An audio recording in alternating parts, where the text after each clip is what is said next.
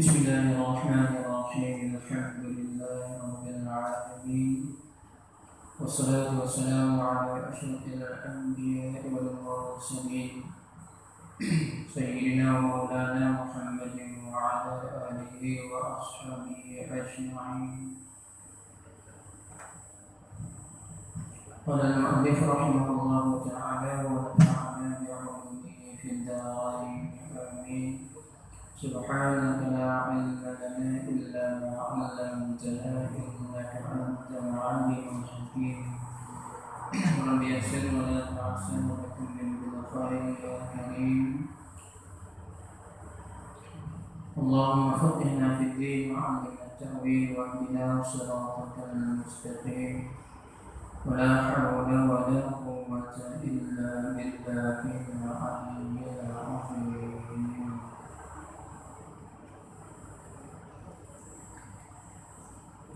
Qala al-musannif rahimahullah ta'ala. Alhamdulillah, kita bersyukur kepada Allah Subhanahu wa taala dengan limpahnya dan izinnya dapat kita bertemu pada malam ini, walaupun kita tidak dalam suasana PKP, tapi dengan kehendak Allah Taala dan dengan sebab kita berdoa mudah-mudahan dipermudahkan pekerjaan kita, dapat kita menyambung kembali kewajiban kita terhadap Allah Subhanahu wa taala dan dapat kita mengimarahkan kembali rumah Allah Subhanahu wa taala.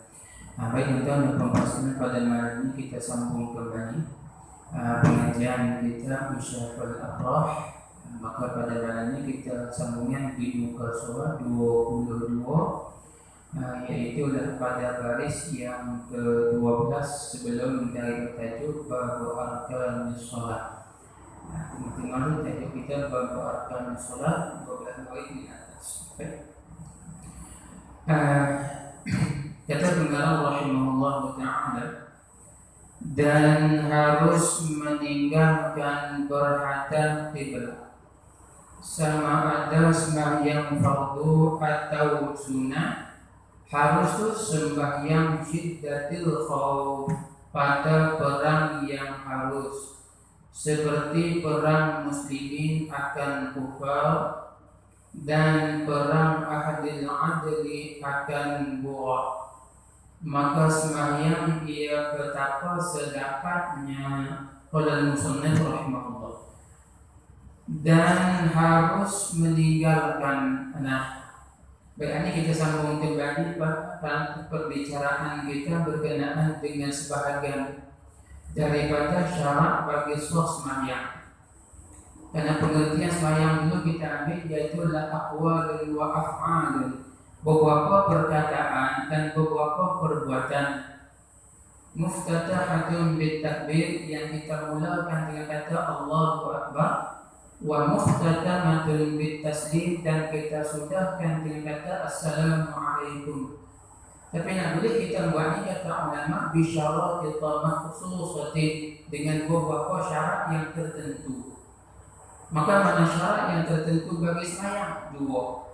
Pertama syarat wajib, yang kedua hanya syarat sah. Yang pertama syarat wajib, kedua syarat sah. Maka syarat wajib sebutkan dulu 6 perkara.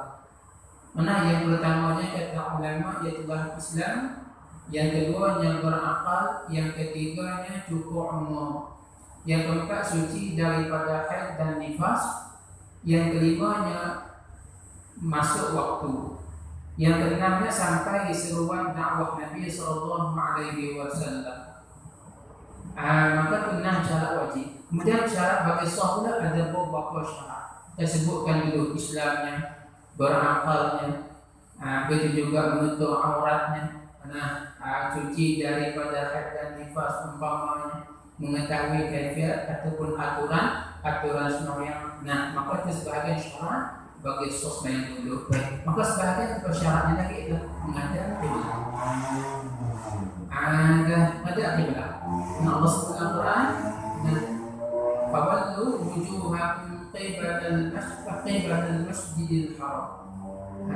Fawallu fa'aitsuma kuntum fawallu wujuhakum qibalal masjidil haram.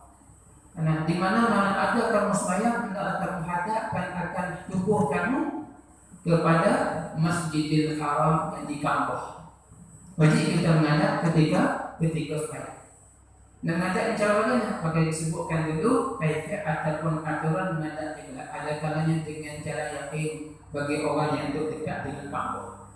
Depan Ka'bah nampak depan mata. Wajib menghadap berbetulan tubuh dan dada dengan Ka'bah. Tak boleh keluar walau sebahagian tubuh sekalipun daripada Ka'bah. Dia menghadap kepada Ka'bah ketika sembahyang. Ataupun dengan jalan buat serupa bagi orang yang tak nampak Ka'bah, seperti di luar Masjidil Haram ataupun dalam masjid tapi terlindung dengan jidar dinding Masjidil Haram. Jauh daripada mata, tak nampak dengan buat serupa. Begitu juga di luar Masjidil Haram. Begitu juga kata ulama bagi kita jauh daripada Masjidil Haram di Malaysia. Bukan buat serupa. Buat serupa bagaimana?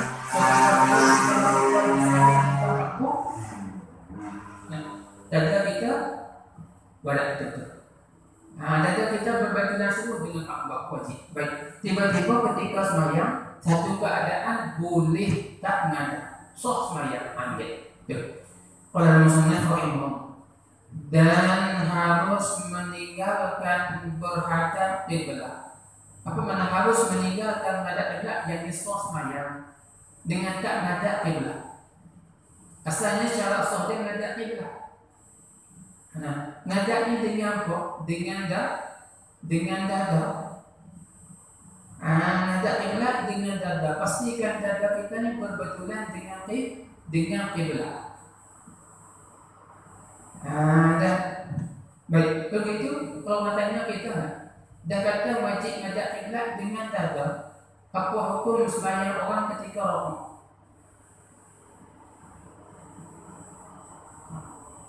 Wajib menghadap kiblat dengan dada. Kata ulama kita, apa hukum kita sembahyang masa rukuk?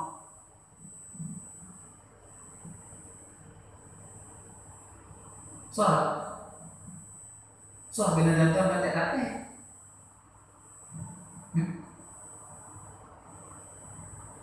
Kalau tanya kita, dah kata wajib menghadap kiblat dengan dada. Kalau itu pergi ke rukuk, dada kita menghadap ada kiblat lantai. Tambah lagi masa sujud lagi rapat melantai. Kalau itu apa hukum banyak ketika rukuk dan sujud? Salat. Soal pendatang ada. Syarat soal ada kiblat. Ada. Tak kacau ni. Kacau. Nak kata orang begitu tak sah, ada dada pada hati, tak sah tak payah rokok. Lagi tu waktu rukun sembahyang. Tak rokok rukun sembahyang. Kalau rokok dada tak ada kiblat. Nampak kau nak kita? Payah-payah nak sembahyang.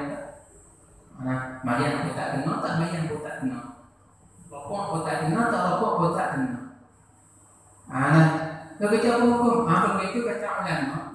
Maka kita orang dulu. Ini kita akan bertembung di antara rukun dan juga syarat. Masalah bertembung antara rukun dan syarat. Mohon kalau tak rokok, ni rukun sembahyang. Kalau rokok, dada kita menghadap lantai bukan menghadap kiblat.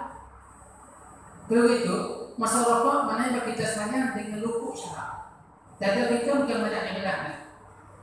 Begitu tak rokok ni rukun sembahyang. Ini bertembung di antara rukun dan syarat. Rokok itu rukun sembahyang. Menghadap kiblat dengan dada ini merupakan syarat bagi sah. Maka dia kata orang wajib rokok. Tapi masa rokok dada tak ada kiblat. Kata ulama sah. Sebab apa? Sebab yang pertama hendak dia turut Nabi. Sebabnya turut Nabi. Nabi sebenarnya rokok adalah rokok.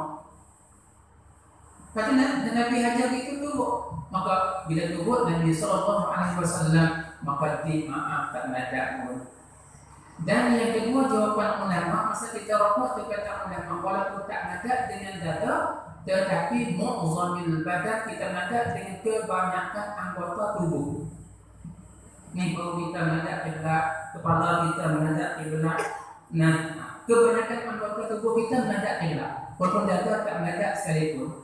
Kenapa? Karena sebab yang bersahkan itu Nabi Sallallahu Alaihi Wasallam. Nabi ketika sembahyang, Nabi rokok dan sujud. Sebab itu maka kata rokok tak sah. Ini mana kalau bertempung di antara rukun dan juga syarat. Baik. Tiba-tiba di maaf kita tak ada kiblat di sembahyang kita tak ada langsung diri pun tak ada rokok sama lagi. Baik. Bila dimaafkan kata ulama dan harus meninggalkan berhadap. Apa mana harus meninggalkan berhadap? Yang sembahyang serta meninggalkan berhadap. Asalnya tak sah. Berbanding dada ke kiblat saja maka tak sah sembahyang. Tiba-tiba dada kita tak ada kiblat tapi sembahyang sah. Bila kata ulama sama ada sembahyang fardu, sama ada sembahyang yang kita meninggalkan berhadap itu sembahyang fardu. Sembahyang zuhur, asar, maghrib, isya, subuh tak ada kiblat sah. Walaupun asar tak sah dikecualikan. Atau sunnah ataupun sembahyang itu sembahyang sunnah boleh tak ada kiblat langsung. Bila sembahyang syiddatil khauf yaitu pada ketika harus kita meninggalkan pada sembahyang syiddatil khauf. Apa sembahyang syiddatil khauf? Pada perang yang harus ada. Ini perang yang diharuskan sama. Asal kita tak harus perang. Cenduk saja nak pergi perang orang kawan. Bawa perang negeri sedang rumah jiran tak boleh, tak harus. Bawa lah kita panggil terobai macam-macam jenis peralatan negeri sedang rumah jiran hukumnya haram, tak harus. Mari kita menceroboh hak orang. Sebab itu okay, berbal bisial kita menumpuk hak orang. Tak boleh maka hukumnya haram. Negeri sedang orang tumpuk cederuakan orang hukumnya haram kita. Sangat tak boleh. Tapi pada ketika perang itu hukumnya harus. Bila seperti perang muslimin akan kufar, orang Islam akan orang kafir. Kafir mana? Kafir harbi. Di perang kafir harbi apa hukum? Hukumnya wajib. Bila mereka memerangi kita, wajib kita perang. Bila mereka mudarat agama kita, wajib kita perang. Satu. Dan perang ahlul adli dan perang orang-orang yang adil. Orang tahu hukum Quran dan juga sunnah Nabi ikut para hukum-hukum ulama. Maka di perang apa? Perang akan golongan penderhaka. Bahawa ini golongan yang menderhaka akan pemerintah yang adil. Seperti kita sebut lagi kita ulama seperti Umar bin Abdul Aziz, Sayyidina Ali, Sayyidina Umar, Sayyidina Abu Bakar, Sayyidina Utsman. Ini pemerintah yang adil, yang turut sungguh hukum Quran. Diriwayatkan ketika Sayyidina Umar bin Abdul Aziz yang merupakan pemerintah yang ke-21 daripada kerajaan Umayyah, Bani Umayyah yang diasaskan oleh Muawiyah bin Abi Sufyan. Dia mewarisi takhta daripada sepupu dia Abdul Malik bin Marwan. Lepas buku dia Abdul Malik bin Marwan, maka wafat Abdul Malik diganti oleh Sayyidina Umar bin Abdul Aziz. Ini kita panggil wirasah, kerajaan secara pengganti keluarga. Maka secara pengganti keluarga itu panggil apa? Kerajaan Bani Umayyah. Yang diasaskan oleh Muawiyah bin Abi Sufyan. Maka ini merupakan pemerintah yang adil dulu. Kata ulama, Sayyidina Umar bin Abdul Aziz merupakan seorang laki-laki yang ada paruh di muka. Dia merupakan keturunan daripada Sayyidina Umar bin Ibn Khattab, anak cucu Sayyidina Umar bin Khattab. Waktu masa riwayat hidup Sayyidina Umar bin Khattab, dia pernah kata masa hidup Sayyidina Umar pernah kata akan ada anak cucuku yang berparut di muka yang akan menjadi pemerintah yang adil di atas muka bumi. Itu Sayyidina Umar hebat. Cucu tak ada lagi. Tapi dia kata akan ada anak cucuku yang berparut di muka yang akan menjadi pemerintah yang adil di atas muka bumi. Siapa dia? Umar bin Aziz. Ini anak cucu Sayyidina Umar, keturunan Quraisy. Maka kata ulama semasa Sayyidina Umar menjadi pemerintah, orang tak mau terima zakat. Orang nak beri zakat, tak ada orang terima. Sebab pengagihan agak zakat ni adil sungguh. Orang kaya terima sungguh-sungguh harga zakat. Sehingga diceritakan satu orang dia nak beri zakat. Dia tak mau beri kepada pemimpin, tak beri kepada pemerintah, tak beri kepada amir. Nak beri sendiri kepada asnaf dia. Cari di rumah kan nampak susah, betul pintu beri salam, tanya tu rumah di saya nak beri zakat ni. Zakat harta, contoh zakat harta simpanan umpamanya. Dia nak beri, orang kata minta maaf tuan, dia kata saya tak terima zakat. Buat saya senang tak? Nah, tengok luar sehingga dalam pondok. Hebat. Macam kita kan luar kan nampak saya belakang duduk. Nah, ni estro punya macam-macam dalam rumah. Nah, tengok macam rumah warak kan luar nampak tak siap. Dalam hebat macam sana. Jadi tak mau terima lah. Maka tak mau terima tak apa bicara ni pula nak beri zakat. Cari pula di rumah kalau tengok apa susah ni yang boleh beri kok. Mana beri salam kata nak beri zakat, dia kata rumah kata minta maaf lah, saya tak terima zakat dah senang. Dia cari kata nama, nak cari semalam dia cari tak ada orang terima. Belas kali orang nak puas kali kata nama laki-laki nak beri zakat ni, dia zakat dalam urusan boleh. Bila zakat harta tu pada tahun ni kena Allah siapa yang berhak sila ambil ikat di pokok. Gantung di pokok tanah. Di pelepah taman. Biar apa dia? Lagi tergantung gitu hak tak terima zakat boleh. Gantung tinggal betul ya. Tengok pula tengok 1000 orang. Gila lah. Ni tak 3 hari 3 malam dia gantung. Mari tengok pula lepas 3 hari buat ada.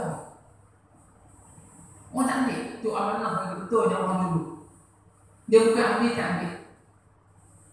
Dan sekali pun ambil tak ada orang terima, diserah kepada kerajaan juga. Pemerintah juga. Kenapa? Kerana sejauh adil sungguh. Hakihan zakat dia hak layak terima sungguh-sungguh. Memang dia beri cara cukup sungguh. Pakat senang lah semua. Ini kata rahmat di sebalik pemerintah yang adil. Tiba-tiba dan pemerintah yang mengikut hukum Quran ada satu golongan tak puas hati, tak mau turut, berderhaka kepada pemerintah yang adil. Maka yang derhaka nama dia Burak. Dan Burak. Mana kata satu golongan yang ramai yang ada kekuatan yang boleh melawan pemerintah. Apa dia? Dia ada kekuatan senjata. Lepas. Mana di timur ada senjata. Kumpulan ramai nak derhaka tak mau turut pemerintah. Pokok ini bagi demo tak sesuai dengan ni, ini tak sesuai dengan ni. Patut tak guna dalam pokok ni. Lawan pemimpin yang adil. Di mana ada kekuatan senjata. Maka wajib atau Islam mengurangi mereka. Mana wajib atau Islam kurang mereka. Bila mereka kalah, harta itu jadi harta bagi. Tanpa sabar. Kalau mereka menjual diri dengan tak kalah, harta itu jadi nama dia harta bagi. Hadir apa nama dia harta bagi. Itu golongan Burak. Orang Islam juga, tapi tak mau ikut pemimpin yang adil. Wajib adil. Maka ketika memerangi golongan begini, tiba-tiba masuk waktu semayang. Boleh kata ulama semayang walaupun tak menghadap kiblat. Sebab kalau menghadap kiblat kok ni musuh belakang. Tengok kalau musuh tiba-tiba masuk semayang, musuh buka, memulangkan musuh. Kiblat pun ni musuh. Dua orang tetap mari tiba-tiba kita waktu semayang tak musuh menghadap kiblat. Musuh belakang kita. Maka ketika kita kata nama menghadap kepada pihak musuh. Itu pengganti kiblat. So semayang walaupun tak ada kiblat, semayang fardu ataupun sunnah, itu hak diamalkan oleh sahabat Nabi sallallahu alaihi wasallam. Ketika semayang mereka perang juga. Dan ketika semayang mereka perang juga. Ini ada berlaku dalam peperangan Nabi sallallahu alaihi wasallam bersama dengan musuh, maka timbul kita panggil pertanyaan dia sahabat, kita tinggal sembahyang sebab itu pasal apa? Tengah perang ni, maka turun perintah supaya apa? Yang perintah pasal sembahyang juga. Sebab bagi syidat al-khawf. Dan baik, itu manakah makna kata sebahagian daripada pekerjaan yang diharuskan kita meninggalkan menghadapi. Qala musannif rahimahullah ta'ala. Maka sembahyang ia betapa sedapatnya hadir. Dia kena ikut boleh. Ada kemana pun musuh ada walaupun belakang kiblat sekalipun hukumnya sah kata ulama. Kalau kita ada kiblat, ini yang pertama. Jadi kata ulama boleh kita meninggalkan sembahyang ada kiblat ni. Yang pertama fardu atau sunat ketika syiddatul khauf, ini paling hebat. Yang kedua kata ulama ketika khauf. Beda. Syiddatul khauf ni kata ulama bersangatan takut, buat apa? Dia takut dengan musuh itu. Yang kedua khauf. Sembahyang khauf. Khauf ni kata ulama martabat dia turun syiddatul khauf. Bagaimana khauf? Tengok sembahyang di kebun. Dua sembahyang tiba-tiba mengisi, tengok tepi kaki, ular teduk semua panggung dah. Kita berok sikit sekali takut. Bagaimana? Terpaksa lompat. Kita pun ambil kain katok. Masa lompat kita kena tak? Dah. Ambil kain katok, bom aku. Maka ketika itu nama sembahyang tak kena berhenti.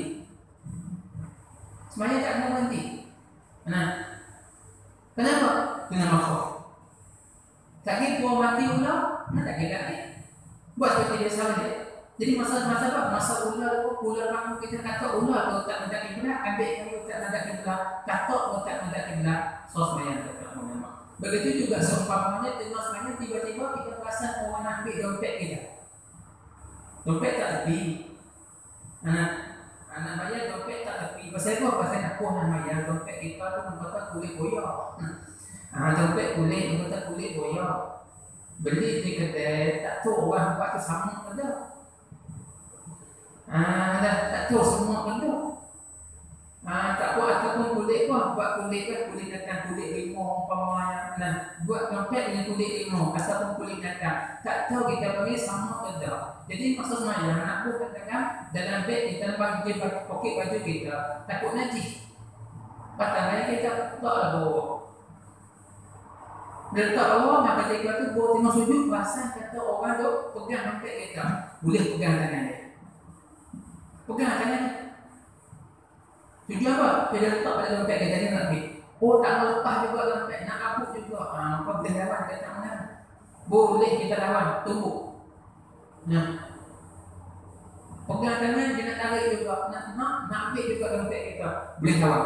Maka melawan itu nama dia khauf. Kenapa? Menjaga harta kita. Disebutlah hadis man qutila duna dinihi fa huwa syahid. Siapa-siapa yang mati berperang kerana mempertahankan agama itu maka mati syahid. Wa man qutila duna malihi fa huwa syahid. Siapa-siapa yang mati kerana mempertahankan harta dia mati syahid juga. Takut orang ambil harta kita boleh. Maka tak atas sembahyang. Kenapa? Itu nama sembahyang khauf. Habis lagi bobo menang kita dompet boleh kita balik jalan. Ini tak kira ni. Itu nama sembahyang khauf kata ulama. Itu maka dua keadaan ini kata ulama diharuskan kita meninggalkan kiblat. Tak ada. Bila khauf ada balik. Bila khauf ada balik. Baik, itu satu kata ulama. Dan tiada wajib qada atas orang yang meninggalkan ada kiblat ketika syiddatul khauf ataupun ketika khauf. Takut bersangatan takut atau takut tak wajib kata ulama menghadap kiblat, bahkan kata ulama sembahyang dia sah dan tak wajib qada. Okey, selesai gitu. Yang ini merupakan kemaafan syarak. Syarat bagi kemaafan. Apa? 1, 2. Syiddatul khauf 1. Sembahyang khauf 1.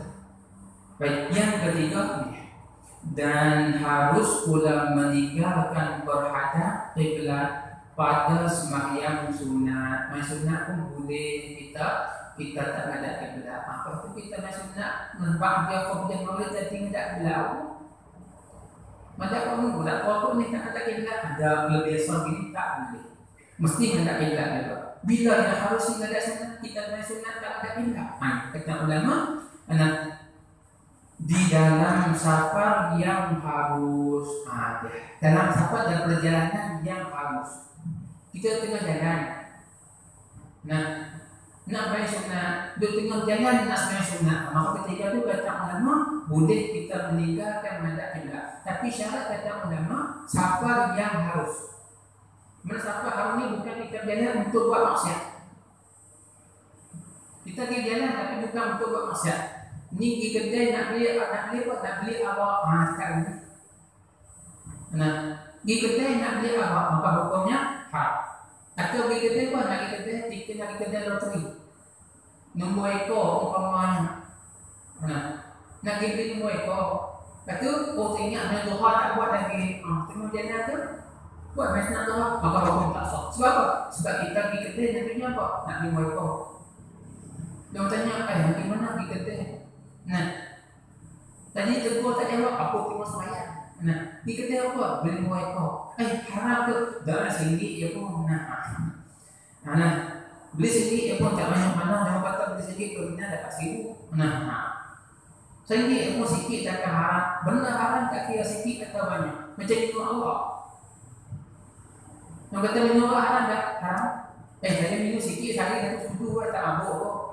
Bukan enak mabuk tak mabuk, enak syarat mengukur haram. Tapi itu juga begitu. Sikit ke banyak hukumnya haram. Yang berbeza. Benda haram yang kita lupa satu cukai kata sikit ke banyak. Ada. Maka hukum tetap haram. Kita juga zina, orang zina ni dah jolok sikit je pun tak habis je pun. Sikit ke tak habis pun hukumnya zina. Maka hukum dicegah pada syarah. Itu benda haram. Kita beza sikit banyak. Maka tiba-tiba orang ni jadi kedai yang beli nak beli apa? Maka hukum tak sah kata ulama dia sebagai sunat di atas kenderaan. Sunat atas kenderaan dengan tak ada kiblat. Kalau ada kiblat tak apa. Boleh buat seperti biasa tak apa. Boleh buat juga kata ulama. Tapi nak ikut rukhsah gini tak boleh. Sebab ini satu rukhsah, satu kemudahan. Maka kaedah ulama al-rukhsah la tanatu bil ma'asi. Kemudahan syarat dia tak bergantung dengan maksiat. Bila pula benda maksiat gugur rukhsah, maka harus meninggalkan pada kiblat satu kemudahan yang syarat bagi pada kita. Tiba-tiba kita buat maksiat, gugur kemudahannya. Dikembali pada hukum asal itu zina. Sunat buat seperti biasa, wajib ada kiblat. Kena buat juga.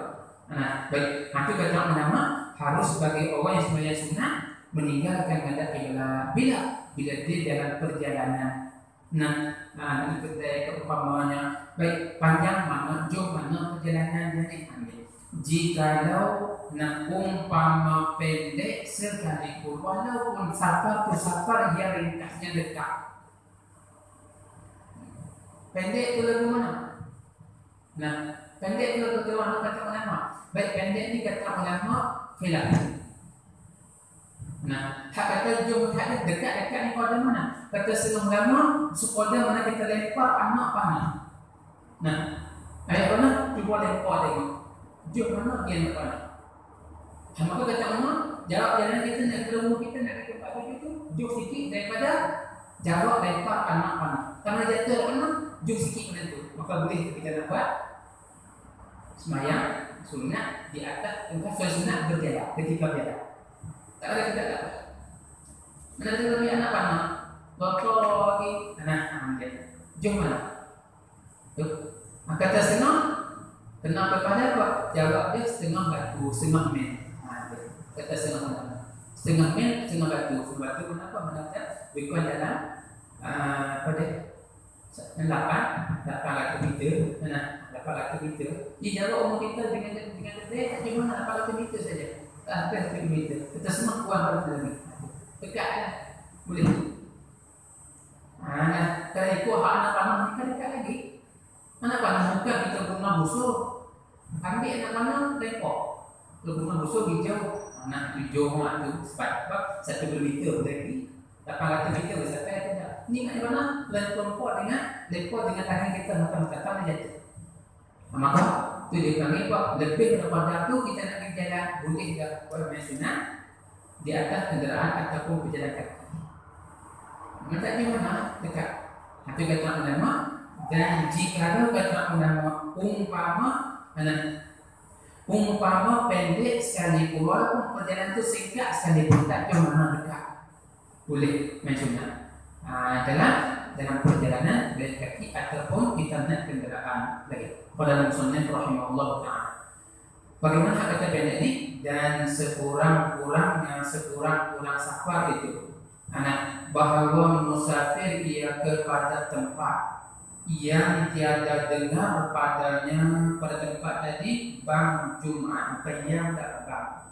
Nah, yang tiada dengar padanya pada tempat kita ini bang Jumat. Nah, mana orang bang Jumat tak dengar.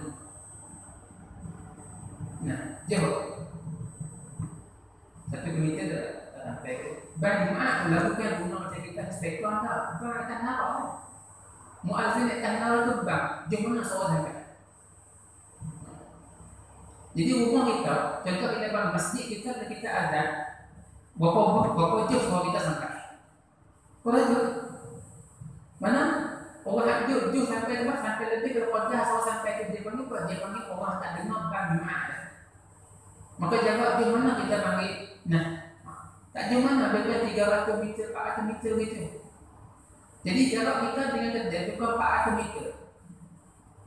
Nah, maka dengan kedai tiba-tiba jalan kaki, boleh kita buat main sunat ketika jalan kaki.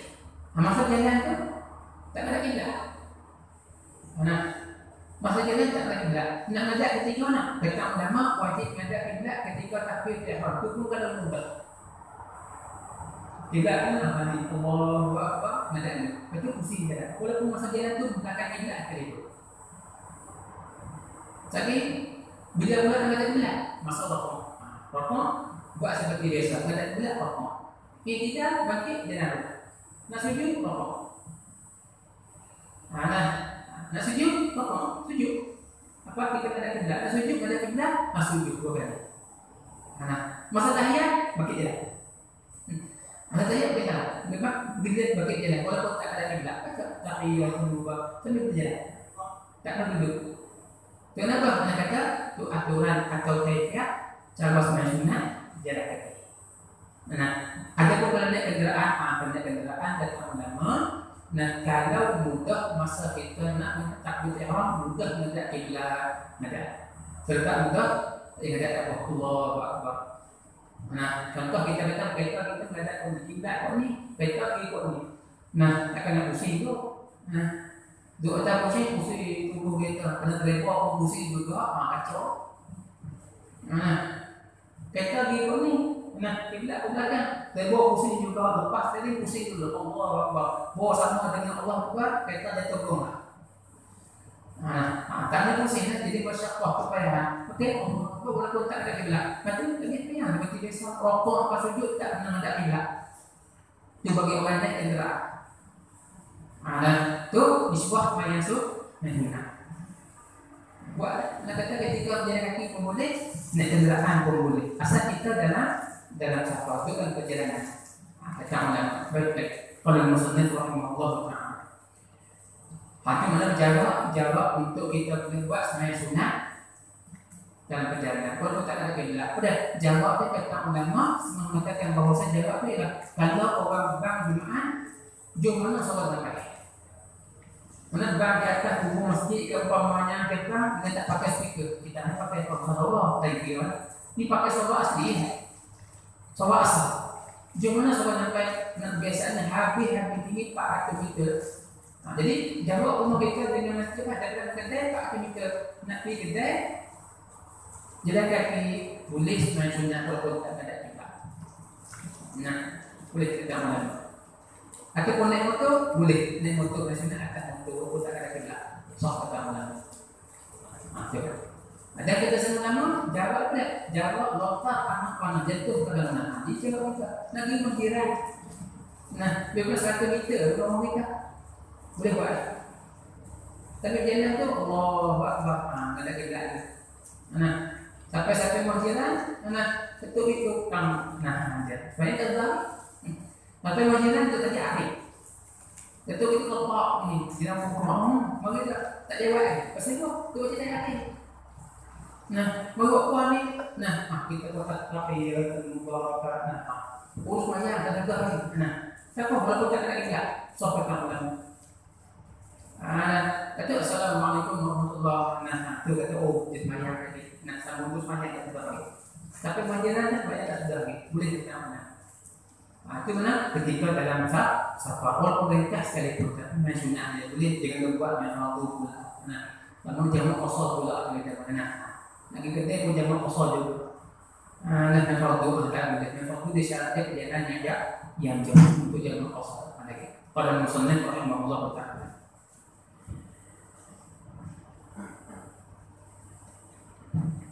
Dan kata qil kata setengah ulama, kata dekat-dekat tak jauh mana tu jawab mana? Perjalanan 1 mil atau umpamanya kata setengah ulama 1 batu. Mana dekat tu kita panggil jawab 1 batu. Menurut Tuhan 1 batu tak boleh, ini atas 1 batu dapat sebagai ulama. Ada pemutanan, ada pemutanan. Sekira-kira kalau orang Jumaat dua atas hukum tak pakai besar soal. Jarak mana soal sampai? Dekat 300 meter saja. Maka jarak rumah kita dan kerja 300 meter lebar. Lebar kita maksudnya itu pendapat yang pertama. Ada pun nanti pendapat yang terakhir iaitu satu batu, 1 mil, 1 batu. Satu batu yang kita ni lebar 1.6 km. 1.6 km lagi. Qala musannaf rahimahullah taala. Itu kata sebenarnya. Maka harus baginya menghadapkan bagi orang yang sunnah. Maka harus baginya bagi orang yang sembahyang fardu atau sunat dalam cinta tilawah, dan begitu juga bagi orang yang sunat ketika safar ni harus bagi menghadapkan kepada pihak yang diqasad, hadap kepada pihak yang dia tuju. Dan tuju mana? Kerana pihak yang tuju menggantikan kiblat, itu pengganti kiblat. Jadi kita tuju walaupun pihak kiblat sana, tapi kita hadap kita tempat tuju kita belah sini. Maka kata ulama tempat kita tuju telah menggantikan kiblat.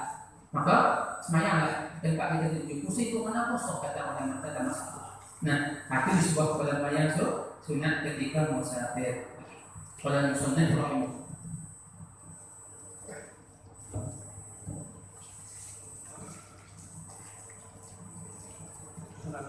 Kemudian bagaimana kaifiyah? Untuk semuanya sunat di atas kendaraan atau ketika musafir, pesan rendah untuk masalah itu untuk kita ikut SOP ini, insyaallah. Jadi kita bersama dalam pertemuan kita akan datang jangan berpaling dari padanya, melainkan kepada kita. Maka jika dia sembahyang atas kendaraan dan jika kemudahan bagi yang menghadap pada sekalian sembahyangnya dan menyempurnakan segala rukunnya atau setengahnya, lazimlah yang demikian itu. Ada perjalanan dulu kita insyaallah kita catatan dulu pada katanya dan jangan berpaling daripadanya melainkan kepada kiblat insyaallah. Allah Subhanahu wa taala a'lam. Kemudian kita berproses satu tawaran untuk kita ialah kita semakin menghadap ataupun dekat dengan bulan Ramadan. Ini kita berada di bulan Jumadil Akhir. Kemudian kita melakukan bulan Rajab, Sya'ban, kemudian akan buka Ramadan. Dijangka di bulan awal bulan 4 kita akan bertemu Ramadan. Kemudian kita melakukan puasa seperti mana kebiasaan setiap tahun. Pada bulan Ramadan saya mengadakan aktiviti tilawatul Quran. Yang kita baca pada bulan Ramadan untuk kita hadiahkan pahala kepada waris kita yang telah kembali ke rahmatullah. Itu akan yang berminat insyaallah. Cara penyertaan seperti biasa. Syarat-syarat penyertaan seperti biasa kita bagi nama Allah. Satu nama kita bagi sebelum ini sebagai hadiah ataupun satu hati kepada pembaca. Jadi kita beri 3 nama 30 insyaallah. Nama semati saja. Ataupun hidup tapi tak dibaca Quran macam untuk nek kita atau orang kita ada lagi. Tapi hidup macam budak-budak. Pagi-pagi sahabat nak makan minum tak reti buat apa dah. Maka nanti pun boleh kita bukan juga walaupun dia hidup lagi kan tak baca Quran. Begitu kita baca insyaallah. Adapun kita sendiri baca sendiri lah. Masa kita sehat lagi boleh baca. Melainkan nak boleh juga jangan mati sebelum Ramadan. Boleh tu. Nak boleh sihat pasal-pasal tak sampai Ramadan tu boleh boleh sihat untuk kita. Kalau kita baca sendiri kita baca sendiri. Ini nak bantu pada waris kita yang telah kembali ke rahmatullah ataupun yang hidup tapi tak ada buat apa. InsyaAllah. Jika tuan berminat insyaAllah boleh berhubung dengan saya terus. Bagi nama saya terus. Orang ada sini insyaAllah. Tuan ambil saya ini berminat dan ambil. Dan tempoh masa kita puasa singkat. Saya beri tempoh masa sepada bulan 2 ni saja. Atau hujung bulan 2. Pasal yang depan kita tak tahu jangan kalau macam mana PKP ikut seperti PKP. PKP bersama kita bersama. Soalnya kita tak ada apa. Jadi tempoh saya beri pada contoh saya untuk ini sehingga hujung bulan 2 insya-Allah untuk kita apa yang kita sebab juga kita tak ada buat dua jaga tiba-tiba tutup. Nah, drop tu maka akan ada buat kita. Jadi itu insya-Allah menentukan kita percepat masa sikit untuk kita himpun. Mudah-mudahan ke depan ini kalau mereka lockdown ataupun PKP pula mudah kita boleh buat juga insya-Allah kerana kita segerakan pengurusan insya-Allah. Jadi kalau sekalian yang berminat boleh ambil orang pada malam ini ataupun kalau orang tak jumpa tuan boleh dikatakan dulu biasa dulu boleh kepada saya tunggu insya-Allah untuk pertemuan akan datang. Dan yang tak sempat tuan boleh serah kepada Ustaz Aidil insya-Allah. Ustaz Aidil akan berhenti insya-Allah bagi wakil saya insya-Allah. Penyertaan seperti biasa dan tarikh sekolah dalam bulan 2 ni sahaja insya-Allah. Kita cepat keseingkatan masa kerana takut ke depan takut disambung PKP jadi payah pada kita insya-Allah. Jadi teman-teman berminat boleh ambil orang lagi insya-Allah. Yang tak cukup boleh balik pasti. Saya pun masih tidak bawa. Pada ada ini pasti. Dapatnya juga yang dapat ambil sedikit. Jadi teman-teman berminat boleh ambil ataupun kalau tak dapat orang boleh tulis nama di kertas kepada saya ataupun surat kepada Ustaz Aidil insya-Allah. Jadi insya-Allah kita akan sambung dan pertemuan kita yang akan datang dengan izin Allah Subhanahu wa taala minggu yang ketiga sambungan kita apa dia? Tanbihul ghafilin insya-Allah. Allah Subhanahu wa taala. Bismillahirrahmanirrahim. Wassalatu wassalamu ala asyrafil mursalin wa ala alihi wa ashabihi ajma'in. Allahumma Tuhan al-arifin وسع رزقنا ونبر قلوبنا واجعل عملنا خالصة لوجهك الكريم يا رب العالمين. اللهم اجعل جمعنا هذا جمعا مرحوما وتفرقنا من بعده تفرقا معصوما.